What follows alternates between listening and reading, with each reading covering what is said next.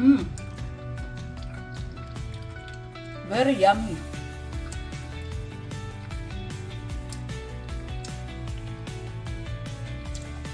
Magluluto tayo ngayon guys ng ampalaya. Lagyan natin ng carrots. Ito po ang mga sangkap. White onions.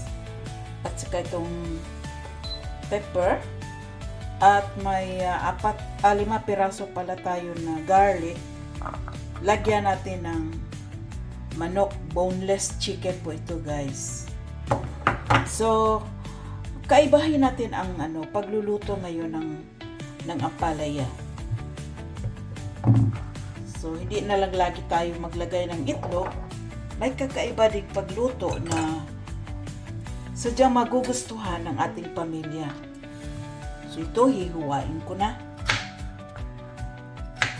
1 piraso lang. Alam ko mapait din ito. Pero, depende din sa pagluto para maging masarap. Kahit mapait, ang ating katawan ay nangangailangan din ng mapait na pagkain para sa ating liver. Kaya, sinikap kong magluto ng ganito.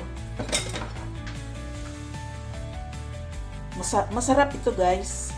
So, ganito, kunin natin ang tamang-tama ang nabili ko dahil hindi siya mature. Tamang-tama lang. Maaalis natin yung internal part niya. Hindi naman hinog, kaya minsan ang pagpipili din ng ampalaya ay kailangan din ng ating expertise. Kung ikaw ay mahilig magluto, malalaman mo kung ano ang uri ng ampalaya o yung gulay ang masarap lutuin o kaya maganda ang epekto pag maluto na. So, hugasan ko muna dito.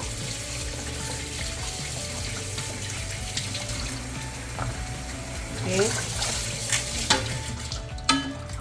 Ganito ako magluto. Ihahanda ko muna ang mga ingredients para mas ang pagluluto ko.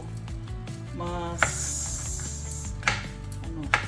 ano ba tawag dito? Organize po. So, ganyan lang po ang pagkahiwa kasi ang gagamitin natin ay karne.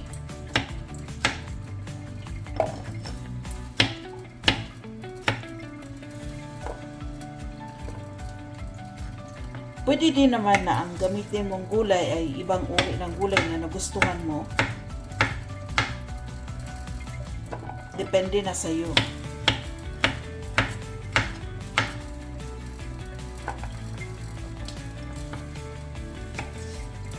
Hindi po kami kumakain ng rice. Kasi ang may diet kami na tinatawag namin na yung less carbohydrates. So, less carbohydrates. Hindi kami, kasi mag-convert ang carbohydrates into sugar sa edad na 50 pataas. Kailangan na nating pag-ingatan ang ating katawan. Okay, ito handa na ang ating ampalaya or bitter gourd. Dito na naman tayo ngayon sa carrots.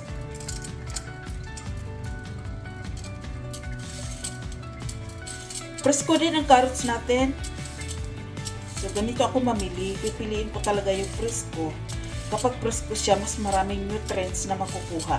Pero kung walang presko, ayun na lang, pag-iisa na lang natin. Ang importante, kumakain tayo ng gulay. So, ito na. Tapos ko na nababalatan. Ngayon, huhugasan natin. Hindi ko na ipapakita kasi ang camera natin ay naka-steady. So, ito na.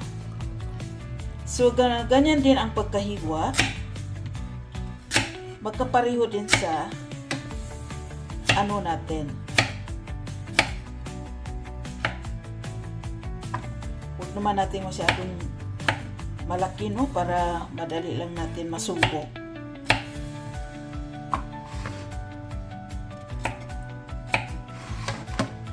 So, yan. Papakita ko po sa inyo. Yan. Hindi ko muna ilalagay sa pinggan para makita ninyo. Ayan, tapos na. So, ang gandang kulay, no? Orange at saka green. Kikita nyo. Ayan siya. So, i-ready ko muna para ang pagluto ko ay madali lang. Okay. Ang susunod naman ay itong white onions. Hugasan ko muna, ha.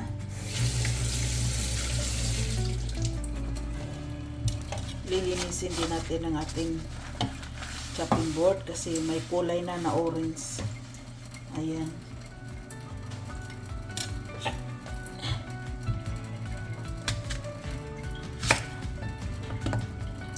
So, ganyan lang. Slice natin ng pataas.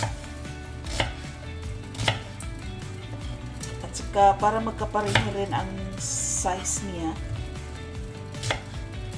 hatiin ng sa gitna. At pagtiyagaan natin, hiwalay-hiwalay. Ihiwa-hiwalay natin. Ito, tapos na. Dagdag natin dito. Papansin nyo, ang dami niya, di ba? Masarap ito, guys. Para na rin siyang gulay. Maya-maya makikita ninyo kung paano ito maluluto. Sunod, ito naman, ang ating bell pepper. Isang piraso, sapat na.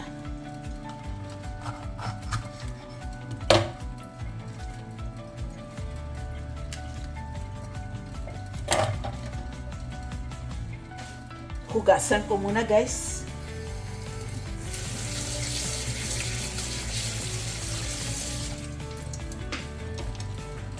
At ang paghiwa ay ganon din. Kapare-pareho din sa ating nahiwa na mga gulay.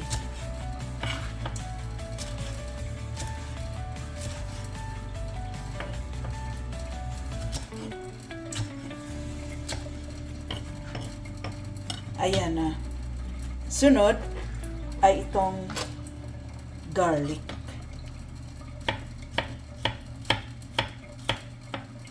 Kasi akong garlic presser. Pag may garlic press, mas madali.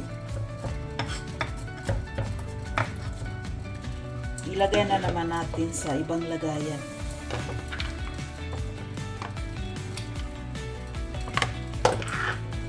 Maliit ang kitchen ko, guys. Kasi nakatira ako sa kundo. Ang liit talaga ng kitchen sa kundo. Alam mo naman ninyo. Kaya ganito ang paghahanda ko ng pagkain. Sa pagluluto. Okay. Sunod ang manok. Manok natin ay ito walang balat at wala ring buto. So, ganyan lang ang pagkahiwa din.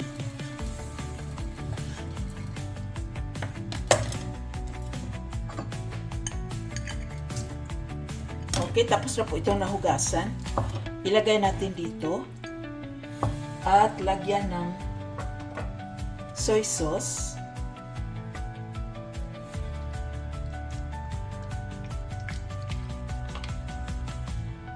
Tapos, lagyan ng asin.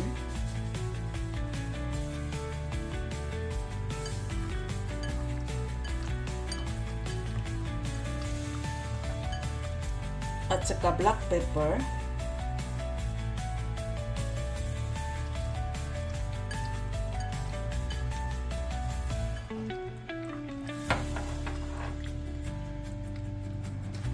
Lagyan din natin ng powder, garlic powder, pampabango, guys. Isang lang po. Ito. Para naman mabango siya. So, ito na gagamitin kong kutsara. Kasi iba na kapag garlic powder. Didikit-dikit sa kamay. Ayaw ko nang madikit sa kamay. Wala akong gloves. Kaya ito na. Now, let's start the cooking. Ay, minalimutan pala ako, guys. Ito. Importante ito.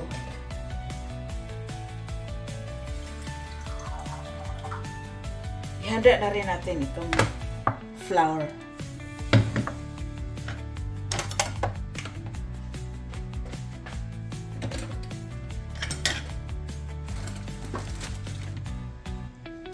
Kuha tayo ng malamig na tubig para hindi magbuo-buo. So, flour po ay ano lang, yan lang, ay, 1.5 kutsara.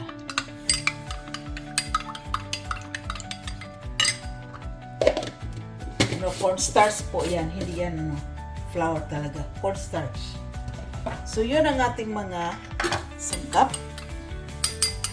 Dito lang kutsara para maya-maya ay i-stir natin. Ito. At saka ito. At saka ang manok. Ngayon, umpisahan na natin.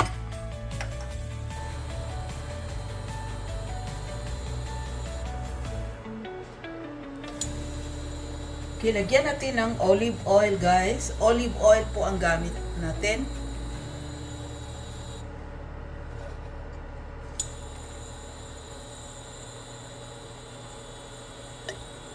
Garlic.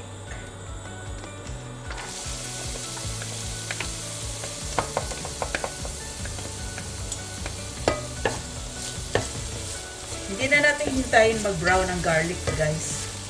Kasi mas maano siya kung ano lang, yung maluluto siya ng konti. Tapos, sunod natin ang white onions.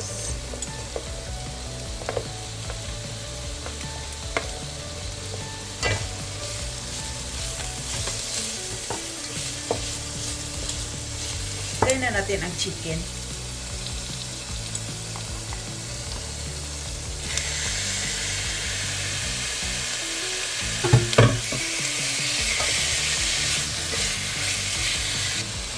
Lagyan din natin siya ng oyster. Ito po ay oyster. Tansyahin lang natin. Ayan. Maparami man ang oyster, mas masarap. Pero kung gusto mo magtitipid, kunti lang na oyster ilalagay mo. Pero kung gusto mo masarap, pwede naman marami. Huwag lang sobrang marami. Yung katamtaman lang.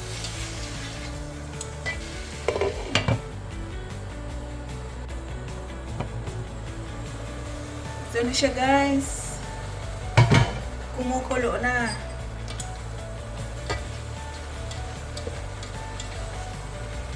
Tikman muna natin. Tama ba ang timpla ng asin?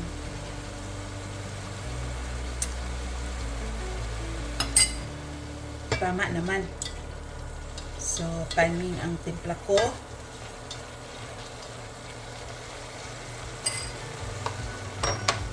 Ngayon, lagyan natin ng sesame oil. Ito, sesame oil. Para mabango. Ano ba ang purpose? Para mabango. Mabango kasi si sesame oil. Kakaiba ang lasa din. Lagyan natin ng 3 kutsara.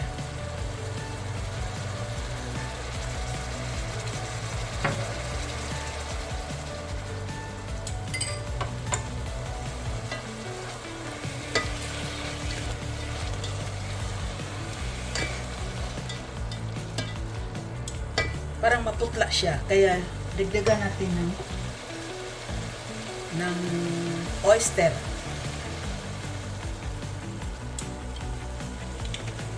Para masaya ang kulay.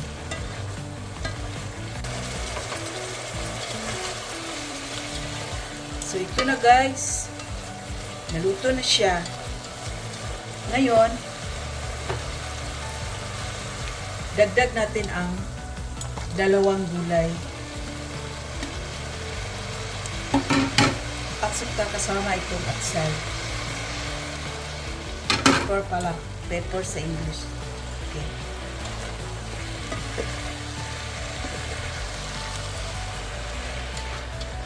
So, narito ang cornstarch natin. Lagyan natin ng cornstarch.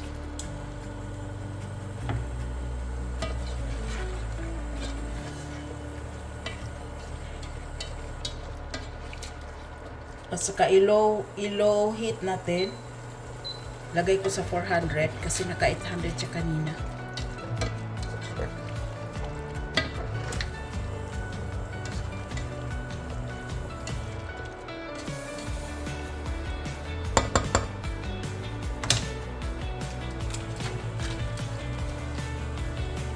Takpan muna natin para maluto ang gulay.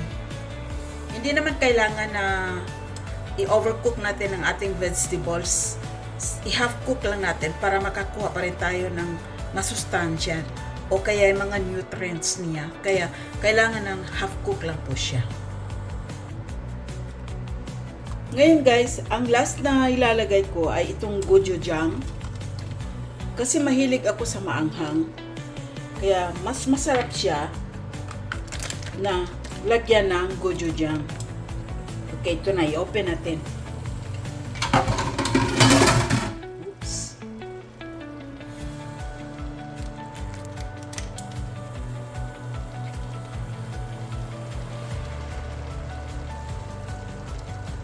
Kapag mahilig ka sa maanghang guys, mag-enjoy ka talagang kumain ito. Masarap na ang gulay, masarap pa ang manok. Plus, ang maanghang medyo. So, ayan, halo na natin.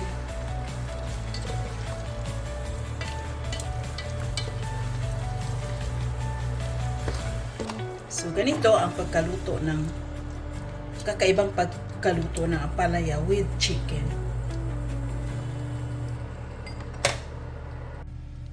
Okay, serve na tayo. Ito na ang naluto nating chicken with ampalaya.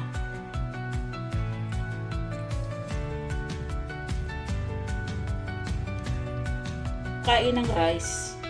Kalahati nito ay maubos ko po. Talagang busog na ako nito. Hindi ko na kaya ito ubusin. Kalahati lang po. And very nutritious.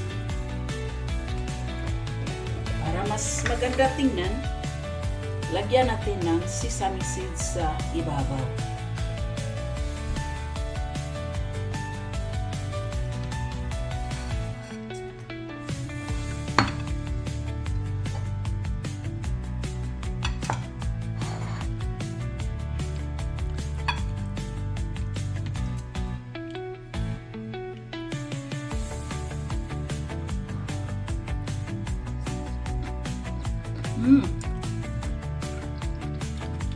Very yummy.